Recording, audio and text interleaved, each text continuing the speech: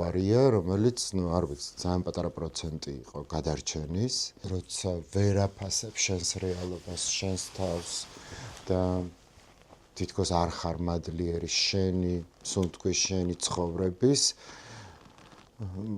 ყოველთვის გეძლევა რაღაცა ტიპის გაფრთხილება და ეს გაფრთხილება იყო ეს ავარია, რომელიც, არ ვიცი, ძალიან პატარა პროცენტი იყო გადარჩენის. ეს არ იყო გასწრება საწინააღმდეგო მხარეს, 6 მანქანა ერთ რიგში მოდიოდა და უცებ შუა მანქანა შემივარდა ბორბლებში. ჩაეწინა ადამიანს და გაზ დააჭირა ფეხი. 3 წამი აღმოჩნდა, რომ იმ 3 წამში მეც გვერდით გავჩდი და 8 აირბაგი იხსნება, ხო თქვენ ღმერთმა არ მოგასმენინოთ ეს ხმა რა არის? აი გონია რომ აი ბევრი იარაღი ერთად ისვრის აი აქ. და დამეწყო უცებ აი ამ წამებში სანამ გავითიშებოდი პანიკური შეტევები.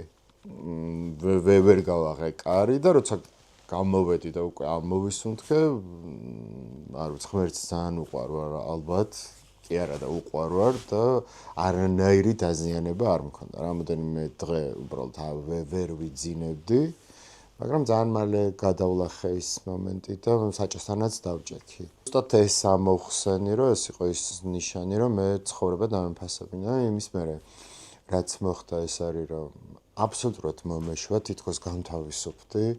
თუ კი როდესმე ვინმეზე ან ნაწყენი ყოფილი ვარ, ან რაღაცა ტრავმა მიმიღია და ის სადღაც გულში მქონდა, ერთიანად ვაპატიე. ოღონდ ეს არც მithქვია, ესე მოხდა რა, შინაგანად და ესე განსაკუთრებით დავაფასე ეს მეორე სიცოცხლე თუ ახლიდან დაბადება და სულ რაღაც 1 თვეც არ არის გასული, რაც ეს ამბავი მოხდა და მოკლედ, რასაც არ ვაკეთებდი, მეზარებოდა, ფიქრობდი, რომ აზრი არ ქონდა, თითქოს ყველაფრის ერთიანად კეთება დავიწყე და ფერწერა, საქმიანობა, პირველი ხაზი, ავეჯის თავიდან დაწყება, სადღაც 1 წელია ჩემი გონება მომართული იყო აბსოლუტურ ნეგატივზე. თითქოს გაუცხოება მქონდა სამყაროსთან, ჩემ თავთან.